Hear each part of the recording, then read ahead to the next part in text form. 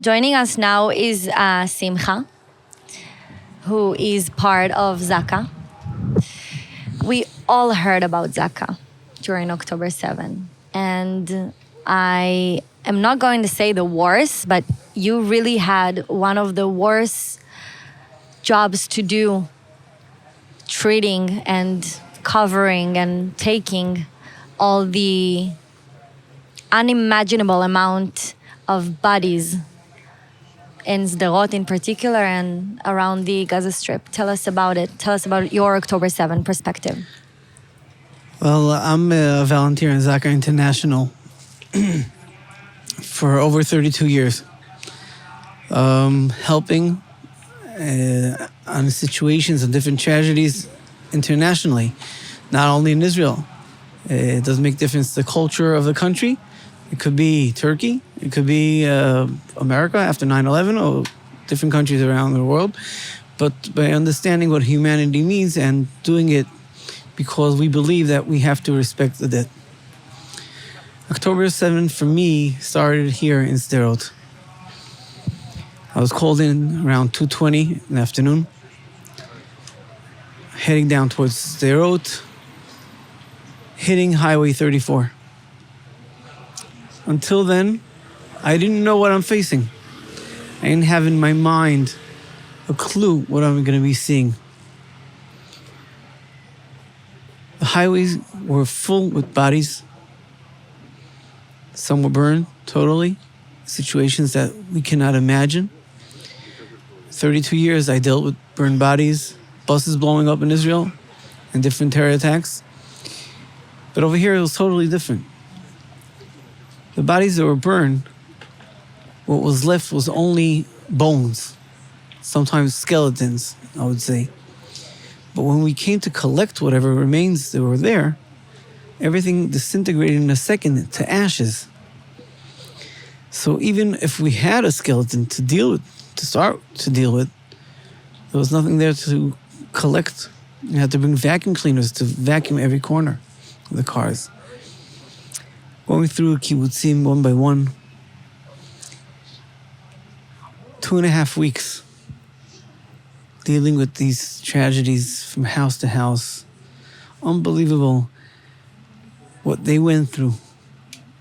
Thinking about what they went through, we still know that we have still 101 hostages. Think about them any second. It's unbelievable.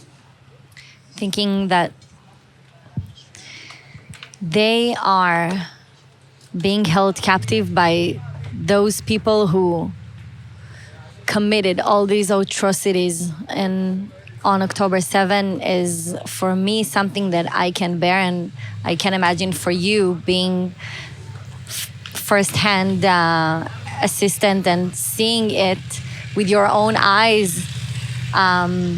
What are you thinking about the hostages? What is your hope for them? Well, we're hoping for sure that whoever is still alive will be able to come back and live a normal life, for sure. But we know what they went through during the time of captivity. As you said, we are their voice, those people that died, because they can't speak for themselves. My particular job today is in ZAKA, is going around the world speaking about the atrocities.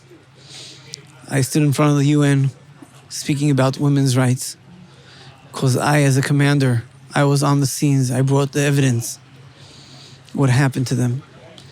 Not only that, afterwards I spoke in different countries around the world. I am getting attacked from different places, from different reporters or different people all around the world. That what we're saying is lies. Yeah. Well, we're facing that situation by believing that from honesty comes honesty. And we have to stand up, stand strong, shout, and scream for those people, because no one else could do it. After the Holocaust, we had survivors. They had numbers. We are the numbers. And we have to stand strong and not being afraid of anyone and saying what we dealt with, because we are the live testimony. That is so important. Myself being active on social media, I get comments every day denying everything that happened on October 7, plus celebrities in scales that we can only dream of having, being a minority in the world. What can you say these that are denying daily the atrocities committed on October 7? What is your message to them?